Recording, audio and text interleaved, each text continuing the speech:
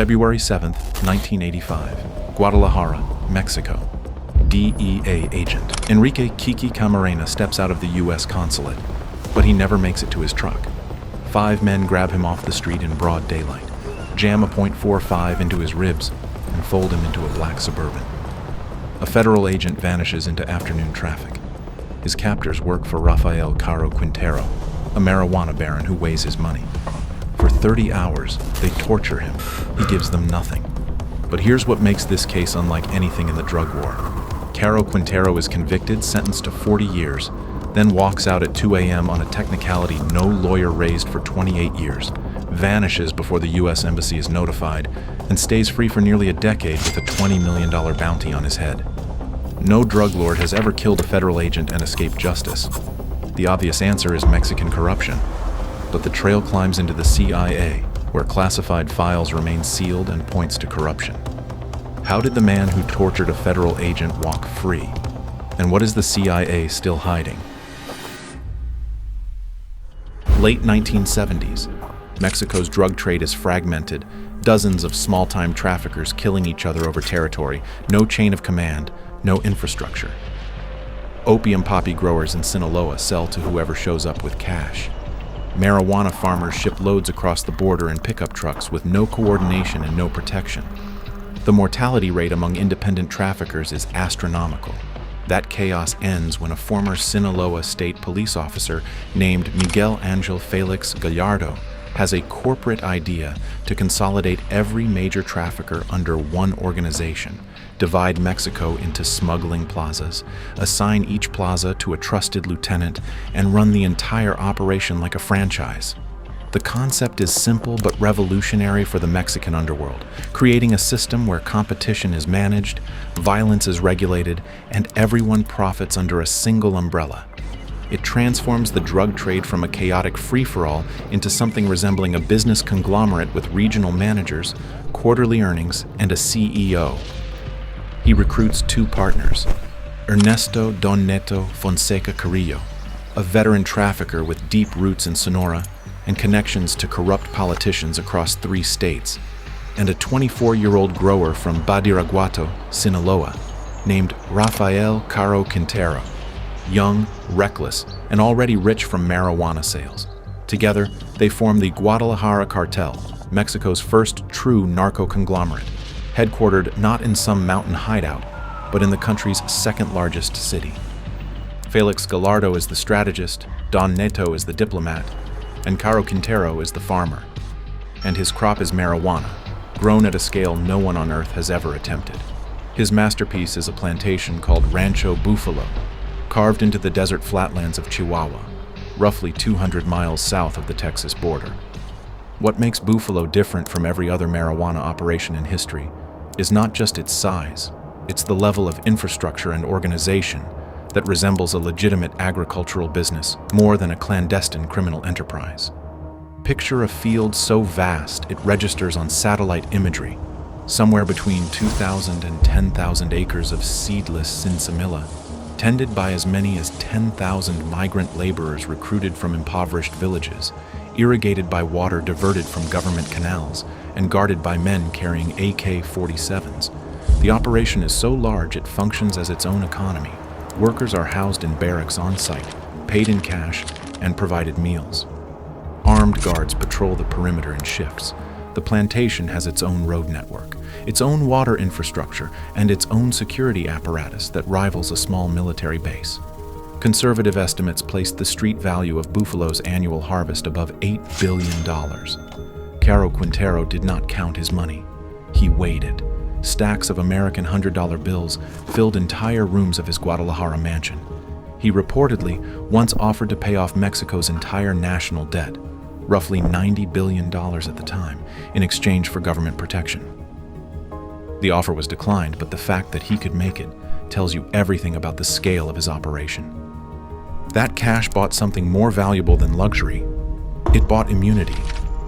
The cartel's operating principle was simple. Everyone gets paid. Governors, police chiefs, military commanders, federal judges, all on monthly retainers. The bribes are not occasional. They are systematic, scheduled, and budgeted like payroll.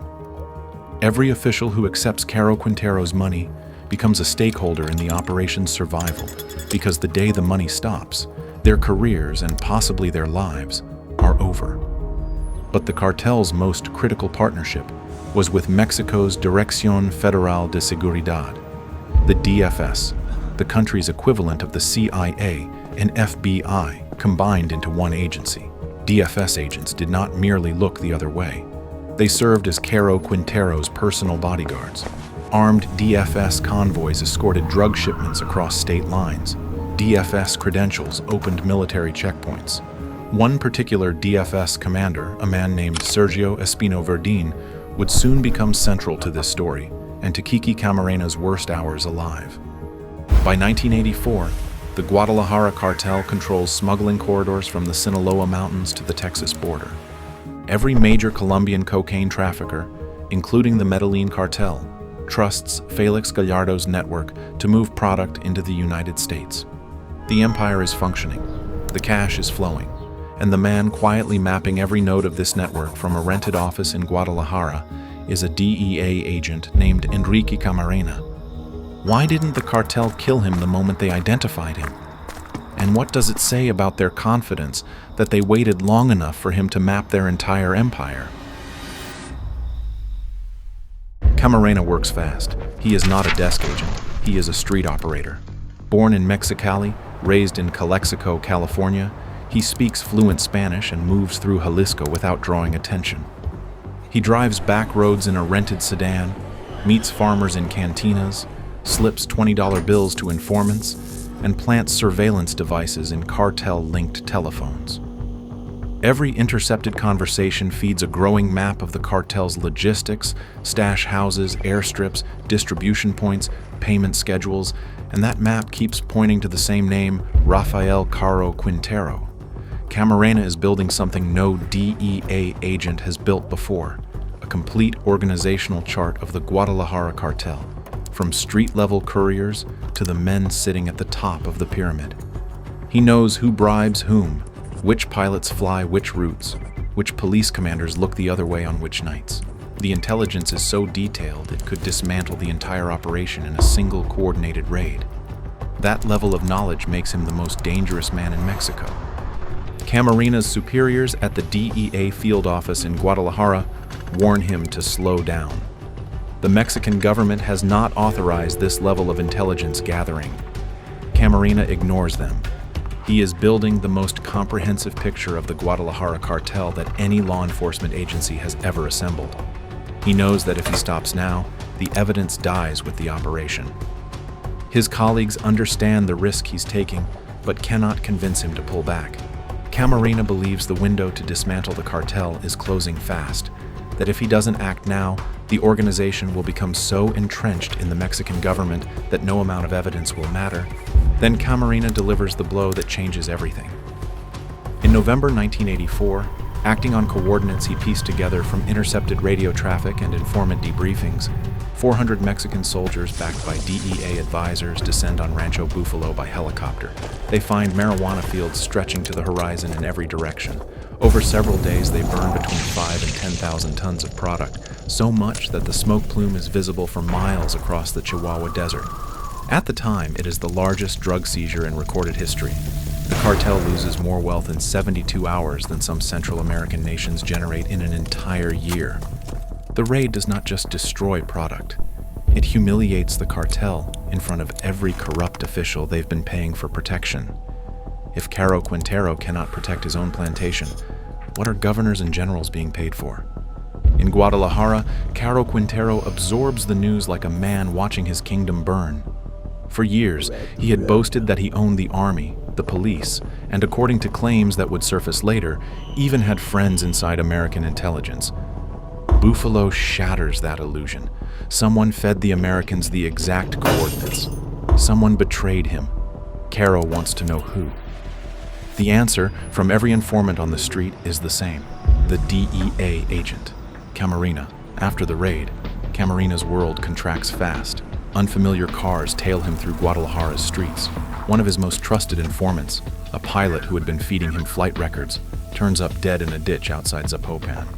Camarena tells Mika he is being watched and asks the DEA to accelerate his transfer out of Mexico.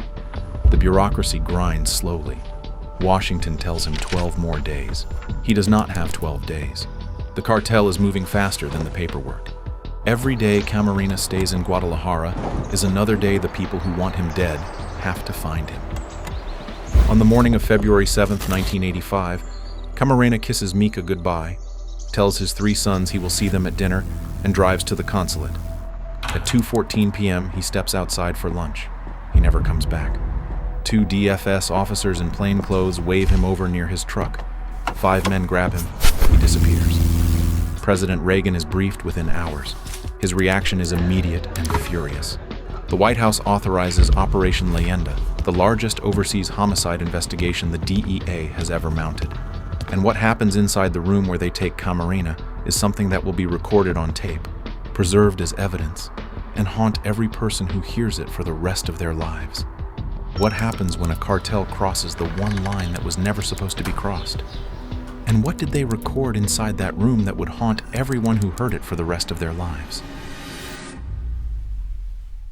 They drive Camarena to a house on Lope de Vega, 881, a stucco residence on a quiet residential street in the Jardins del Bosque neighborhood, less than a mile from the U.S. consulate. Inside, he is stripped to his underwear and bound to a wooden chair with an electrical cord. Rafael Caro Quintero sits across from him at a folding table.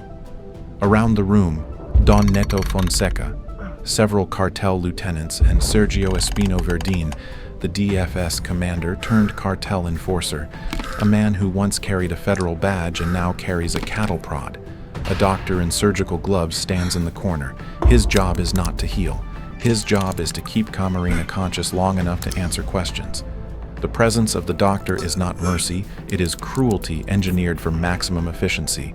Every time Camarena's body tries to shut down from pain or blood loss, the doctor brings him back. The torture is designed not just to extract information, but to never let unconsciousness provide an escape.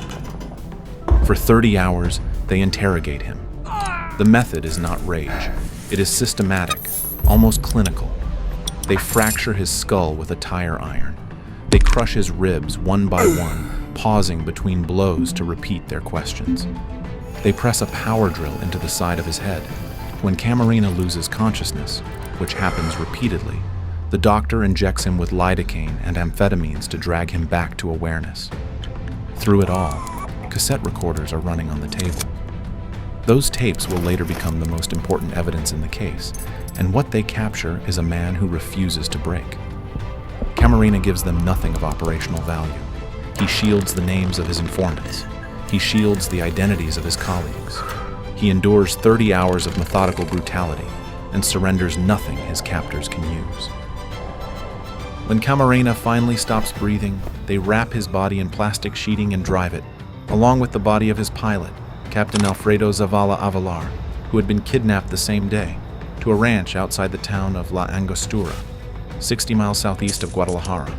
They bury both men in shallow graves in an open field. A month later, acting on a tip, Mexican federal police dig up the remains. The bodies are badly decomposed, but forensic evidence will later confirm every detail of what happened in that room. The blunt force trauma, the drill marks on the skull, the injection sites where the doctor administered stimulants. The cassette tapes recovered from the house preserve 30 hours of torture and audio that no jury will ever forget. The discovery detonates a crisis that reshapes the relationship between two nations. President Ronald Reagan launches Operation Leyenda, the most aggressive overseas homicide investigation in DEA history, staffed by dozens of agents pulled from postings around the world. Simultaneously, the United States all but seals the Mexican border. Customs agents at every crossing from Tijuana to Matamoros are ordered to conduct maximum intensity inspections on every vehicle and cargo container. Commercial traffic drops by as much as 90% at some ports of entry. Mexico's border economy hemorrhages millions of dollars per day. The pressure is deliberate, calculated, and unrelenting. The message from Washington requires no translation. You killed one of ours. Everything stops until we get the men who did it. If you're finding this story worth your time, subscribe, because what comes next is where it stops being a drug war story and starts becoming something far darker. Caro Quintero flees, grabs his girlfriend, $8 million in cash, and boards a private plane to Costa Rica. In April 1985, Costa Rican commandos, guided by DEA intelligence, storm his rented mansion near San Jose. Caro is arrested after a brief standoff. Extradited to Mexico, he is convicted in 1989 and sentenced to 40 years for the kidnapping and murder of Camarena. Headlines declare justice served. The DEA closes a chapter. The public moves on. But the investigators working Operation Leyenda do not move on. Because inside the evidence they have gathered, bank records, flight manifests, witness depositions, and Camarena's own field reports, a second pattern is emerging. The money trails do not stop at Guadalajara. The flight logs do not stop at the border. And the names appearing at the edges of this case do not belong to drug traffickers. They belong to intelligence officers. Who was protecting the Guadalajara cartel from the inside? And why did Kiki Camarena have to die for getting close enough to find out? The deeper Operation Leyenda digs, the harder the ground pushes back. Requests to Mexican officials for case files are delayed, then denied, then lost. Key witnesses recant their testimony. Others vanish. The obstruction is so systematic, it cannot be accidental. For the DEA agents working this case, one question keeps surfacing. What is so dangerous about the full truth? Here's what the evidence suggests. In the early 1980s, the CIA is running a covert war in Central America, funneling weapons and money to the Contra rebels fighting Nicaragua's Sandinista government. Congress has banned this aid through the Boland Amendment of 1982. The CIA needs off-the-books funding and a logistics pipeline that cannot be traced back to the United States government. The Guadalajara cartel has both billions in drug revenue and an established network of clandestine airstrips, pilots, and smuggling routes. The convergence of interests is almost too convenient. Multiple sources, including former DEA lead investigator Hector Bareles and retired DEA agent Phil Jordan, have stated that U.S. intelligence quietly partnered with the cartel's infrastructure during this period, using cartel-owned ranches as transshipment points for weapons bound for the Contras. One witness, a former cartel pilot named Werner Lotz, claimed CIA operatives were present during Camarena's interrogation, that the cassette recorders were rolling not just for the cartel's benefit, but for an American audience that needed to know exactly how much the DEA agent had uncovered. None of this has been officially confirmed. The CIA has categorically denied any involvement in the Camarena case or any partnership with the Guadalajara cartel, but what is confirmed is the pattern of suppression that followed. Agents who pursued the intelligence connection found their investigations defunded and their career trajectories flattened, while witnesses who named American officials were discredited or relocated. The scope of Operation Leyenda was progressively narrowed until it targeted only the cartel's Mexican leadership. In 2013, investigative journalist Anabel Hernandez, in her book Narcoland, cited 3 former Mexican federal officials who claimed the CIA and at least one rogue DEA officer helped plan Camarena's abduction. The U.S. Department of Justice declined to comment. The CIA issued no response. Then comes the technicality. August 9th, 2013. A 3-judge panel on Mexico's First Circuit Tribunal reviews Caro Quintero's case and rules that Camarena's murder should have been tried in state court, not federal court, because Camarena held no formal diplomatic status under the Vienna Convention. On that jurisdictional distinction, the difference between state and federal venue, a technicality that no lawyer had raised during the original trial or the subsequent 28 years of appeals. Caro Quintero's 40-year conviction is vacated entirely. Not reduced, not sent back for retrial. Vacated. The prison processes his release paperwork in the middle of the night. He walks out of Puente Grande at approximately 2 a.m. No one from the U.S. Embassy is notified until hours later. By morning, Caro Quintero has vanished into the network of dirt roads and mountain villages that have sheltered Sinaloa's traffickers for generations. The U.S. reaction is immediate and furious. The DEA calls it a travesty. The State Department demands his rearrest. Mexico's Supreme Court later overturns the lower court ruling. But it is too late. The man is gone. Was this a bureaucratic blunder by three judges who failed to anticipate the consequences of their reasoning? Or was it the final move in a decades-long chess game played by people who could never afford to let Caro Quintero testify freely in open court about who his real partners were on both sides of the border? Here is what is certain. The moment Caro Quintero walked free, every unanswered question about CIA involvement in the Camarena case became permanently harder to resolve. A man who might have named names under the right pressure was suddenly beyond anyone's reach, and the classified files that could settle the matter, files that Bareles and other investigators have demanded for decades, remain sealed inside Langley to this day. So the man who tortured a DEA agent to death is now a ghost in the Sierra Madre with a $20 million bounty on his head. But the question that matters most is not whether they will catch him again. It is whether anyone in power actually wants the full story told. And the answer to that question arrives 9 years later, in the most unlikely way imaginable.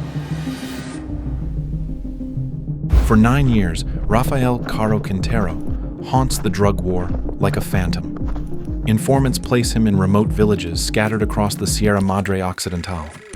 Rumors surface that he is rebuilding a trafficking network in Sinaloa's Golden Triangle. The $20 million FBI reward generates hundreds of tips that lead nowhere. Caro is in his late 60s, old by cartel standards. Instead of dying quietly in a mountain shack, he is the most wanted drug fugitive on the planet. July 15th, 2022. The village of San Simon, buried deep in the Sinaloa mountains. Pre-dawn darkness. A Mexican Navy Special Operations team moves through dense brush toward a cluster of rural structures. A Belgian Malinois named Max alerts on a blue tarp covering a low shelter between two shacks. Marines pull back the covering. Underneath, soaking wet from the rainstorm, wearing stained pajamas and clutching a thin blanket, lies Rafael Caro Quintero. He does not resist. The man who evaded the most expensive manhunt in DEA history is captured by a dog sniffing a tarp. Then, tragedy arrives. A Black Hawk helicopter carrying 14 Marines from the arrest operation crashes in mountainous terrain on its return flight. All 14 aboard die on impact. The cost of capturing one 70-year-old man in pajamas is 14 young soldiers in a burning helicopter on a mountainside. Mexico's government moves with unusual speed. In February 2025, as part of a mass transfer of 29 cartel fugitives, Caro Quintero is flown to the United States. He lands at JFK Airport in New York under heavy FBI escort. At the federal courthouse in Brooklyn, more than 100 DEA agents fill the gallery. Someone produces a pair of handcuffs that belong to Kiki Camarena, recovered from evidence storage after 4 decades, and locks them around Caro Quintero's wrists. Caro Quintero, now 72, is arraigned on federal drug trafficking and weapons charges. The murder of Camarena cannot be retried. Mexico's conviction triggers double jeopardy protections, but the killing saturates every sentence the prosecutors speak. The judge orders Caro detained without bail. Caro's attorney enters a plea of not guilty. His client sits motionless, a small man in a blue jail uniform, staring at the desk in front of him. Outside the courthouse, Camarena's family embraces. Mika Camarena, who has waited 40 years for this moment, watches from the front row. Their 3 sons stand beside her. The surface answer has arrived, and the man is in custody. But the deeper answer remains locked away. Hector Bareles, the retired DEA agent who led Operation Leyenda's field investigation, is still insisting the case was deliberately sabotaged to protect intelligence assets. The CIA's files on the Guadalajara cartel and the Camarena operation remain classified. No Freedom of Information Act request has pried them loose. The men who may have partnered with the cartel have never been named in an official proceeding. Rafael Caro Quintero will almost certainly die in an American prison cell. By every legal measure, some form of accountability has been achieved. The agent's killer is in chains. The system functioned 40 years later. But consider what that system chose not to do.